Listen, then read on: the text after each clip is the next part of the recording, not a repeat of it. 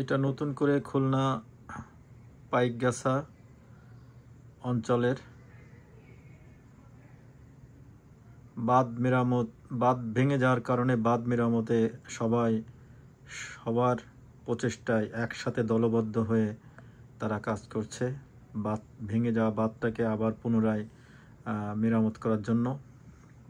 সত্যি আসলে খুবই দুঃখদায়ক, কারণ মানুষের বেঁচে থাকার যে সম্বলটুকু হারিয়ে যদি অন্যান্য অঞ্চলের মতো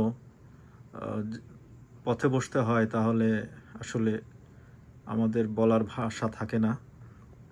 আমরা যারা বাইরে থাকি তারা আসলে শুধু দেখছি চোখ বুজে এবং অনুভব করছি আসলে কি অবস্থায় আছে বাংলাদেশের মানুষ।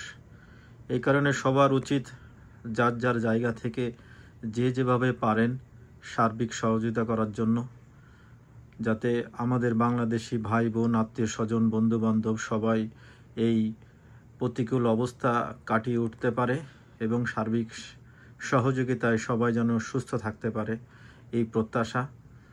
আসলে মনে হয় যে আমরাও যে সবাই মিলে যদি তাদের সাথে সক্রিয়ভাবে কাজ করতে পারতাম, অংশগ্রহণ করতে পারতাম এই কাজে, তাহলে আরও বেশি ভালো লাগতো। তো যাই হোক, এটা হচ্ছে নতুন করে খুলনা ওই অঞ্চল, খুলনা সাতক্ষীরা ওই ভেড়িবাঁধ ভেঙে যাওয়ার কারণে নতুন করে প্লাবিত হচ্ছে এবং সেখানে অলমোস্ট যতদূর জানি যে 30,000 মানুষ প্রায় পানিবন্দী হয়ে পড়ছে। তো সবাই আল্লাহর কাছে প্রার্থনা করেন যেন সবাই তারা এই বিপদ কাটিয়ে উঠতে পারে। এই বলে আজকের মতো এখানেই শেষ করছি। সবাই ভালো থাকেন, সুস্থ থাকেন, নিরাপদে থাকেন। আল্লাহ হাফেজ।